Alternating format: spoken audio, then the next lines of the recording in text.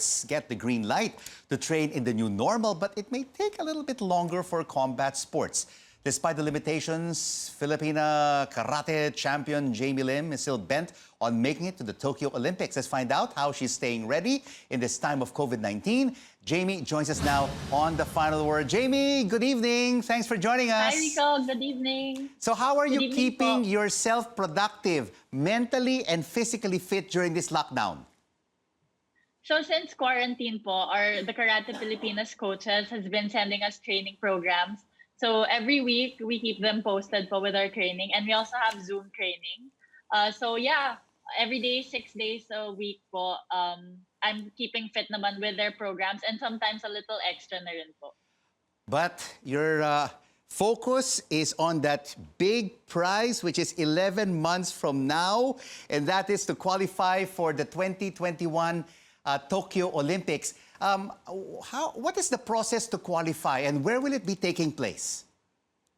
Yeah, so the qualifiers will be this June 2021 po. It's going to be in Paris.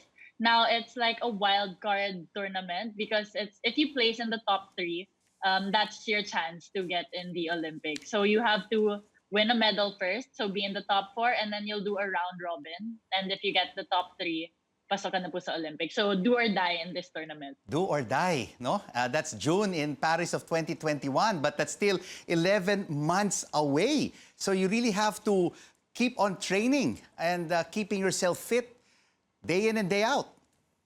Yes po. It's actually very lucky for me kasi na-move po. It was supposed to be this May 2020, but then they moved it to next year. So for me, I look at it like an extra year of training po. And even though we're quarantined po, I think it's the perfect time to condition myself and strengthen, so build muscle. So I actually feel a lot more conditioned now than I was a few months ago before quarantine. So I think it's also a great opportunity na rin to work on myself po.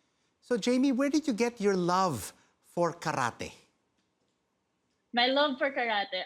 It's actually my love for sport, I think. So I was in karate when I was very young, when I was 6 years old. My mom and dad, they enrolled me in karate po. At first, I didn't like it as much because it was a contact sport and I really wasn't that good when I was a kid. But as I grew older, I learned to love it and I couldn't live without it. Like even to the time na it was difficult, I missed it so much because in college, I decided to study and focus on academics. I missed it and I had to come back to it. And congratulations, summa cum laude with a bachelor's degree in mathematics in 2019. That is indeed so a major feat. But does math come in handy in a way when you're training or when you're facing competition? Actually, it's very different po, like the math world and the karate world, super different.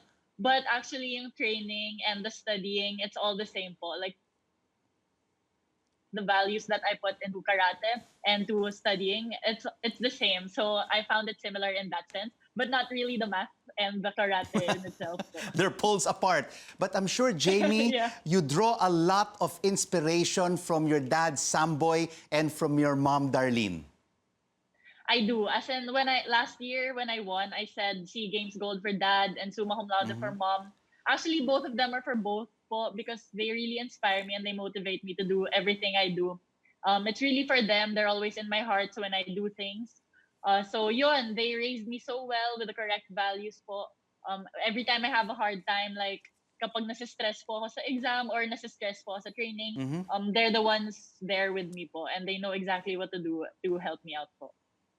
Well, thank you so much for joining us. And we are 100% behind you in your training and when you go for that qualifying tournament in Paris 2021. Jamie Lim, thank you so much for joining us on The Final Word. Thank you for having me.